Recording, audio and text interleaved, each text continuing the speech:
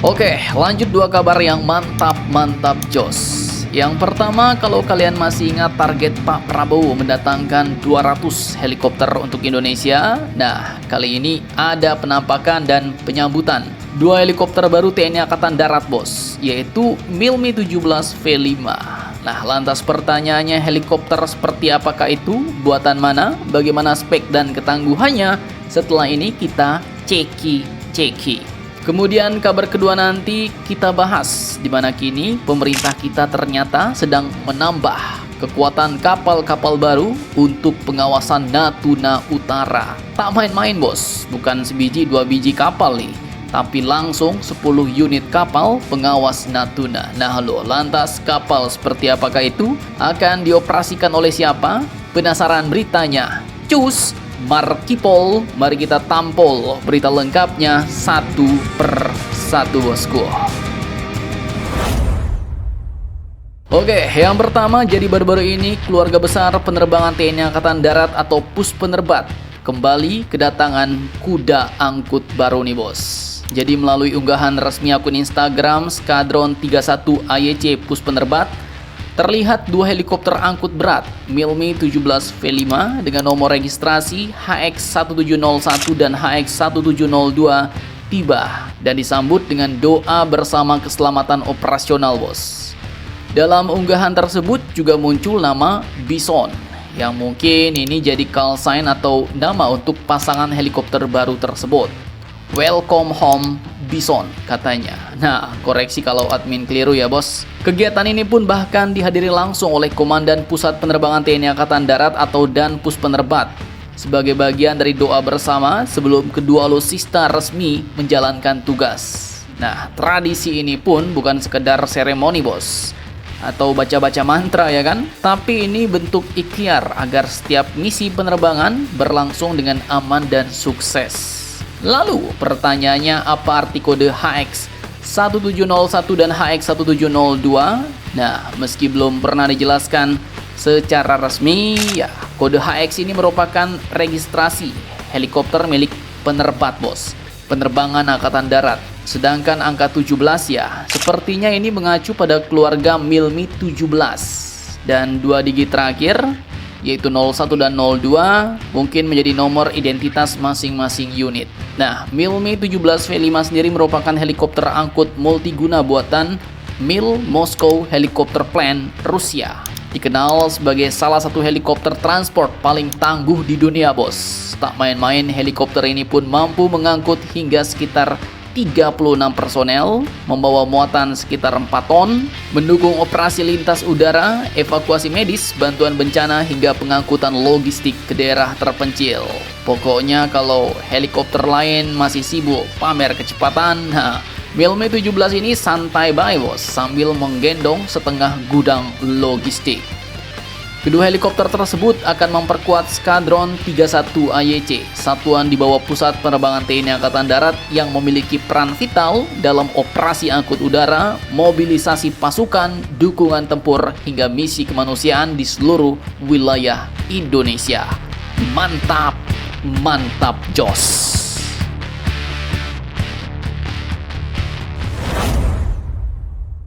Oke, jadi pada Jumat kemarin, pemerintah melalui KKP resmi mengumumkan rencana besar membangun 10 kapal pengawas baru kelas 1, sekaligus memperluas dermaga Pangkalan Pengawasan Sumber Daya Kelautan dan Perikanan atau PSDKP Batam.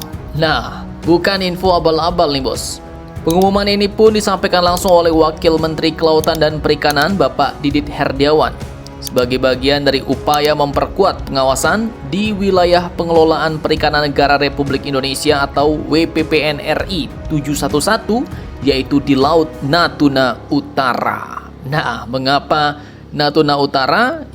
Karena seperti yang kalian tahu, bos, Natuna itu bukan hanya kaya dengan ikan dan hasil alamnya, tapi juga kaya dengan tamu-tamu tak diundang. Laut Natuna Utara merupakan salah satu wilayah perairan paling strategis kita Indonesia, bos. Selain berbatasan langsung dengan beberapa negara tetangga, ya kawasan ini juga memiliki potensi perikanan yang luar biasa besar.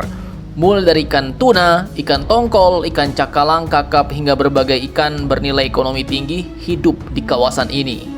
Maka tidak heran kalau wilayah itu menjadi incaran banyak kapal-kapal ikan ilegal. Dan masalahnya, gak semua kapal datang dengan niat baik, bos. Sebagian masuk tanpa izin, menangkap ikan secara ilegal, bahkan ada yang menggunakan alat tangkap yang merusak ekosistem laut, dan praktik seperti inilah yang dikenal sebagai Illegal Unreported and Unregulated Fishing atau IUUF. Menariknya lagi, pelanggaran ternyata bukan hanya dilakukan oleh kapal asing, bos. Sepanjang tahun 2025 kemarin, Direktorat Jenderal PSDKP bahkan berhasil mengamankan 41 kapal perikanan ilegal yang terdiri dari 35 kapal Indonesia dan 6 kapal asing, di mana 5 kapal berbendera Vietnam dan 1 kapal berbendera Malaysia. Artinya siapapun yang melanggar aturan akan tetap ditindak tanpa melihat warna benderanya. Mantap, mantap, jos. Nah, sekarang pertanyaannya, sebenarnya seperti apa sih kapal pengawas kelas 1 yang sedang dibangun KKP ini? Seberapa besar kemampuannya? Lalu, kenapa pemerintah sampai harus memperluas dermaga PSDKP Batam? Simak videonya sampai habis, bos.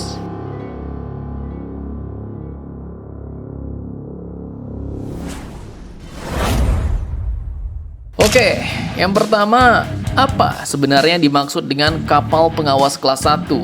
Nah, jadi meski spesifikasinya resmi 10 kapal baru itu belum dipublikasikan secara lengkap, namun dalam klasifikasi armada KKP, kapal pengawas kelas 1 ini ternyata merupakan kapal patroli berukuran besar, bos, yang dirancang untuk beroperasi dalam waktu lama di laut lepas. Tak main-main, kapal jenis ini mampu melakukan patroli jarak jauh, mengejar kapal pelaku illegal fishing, melakukan pemeriksaan di tengah laut, mengawal operasi penegakan hukum, hingga mendukung penyelamatan awak kapal jika terjadi keadaan darurat. Saat ini, KKP disebut memiliki 34 kapal pengawas, bos, yang tersebar di berbagai wilayah Indonesia.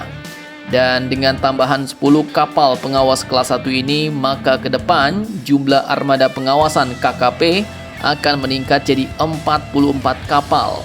Tapi pertanyaannya, apakah cukup 44 kapal mengawasi seluruh wilayah laut Indonesia, ya kan? Jawabannya jelas belum cukup, bos.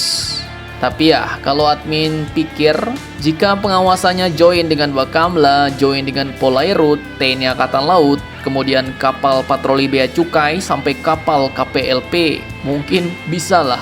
Dan yang admin bingung kok bisa banyak kali yang ngurusin penjagaan laut ini, bos. Mending KKP, KPLP, Bakamla, Polairut digabungkan aja lah, ya kan. Jadi lebih mantap, lebih satu komando, dan lebih banyak juga kapalnya. Nah, lanjut. Kemudian pemerintah juga memperluas dermaga PSDKP Batam, bos.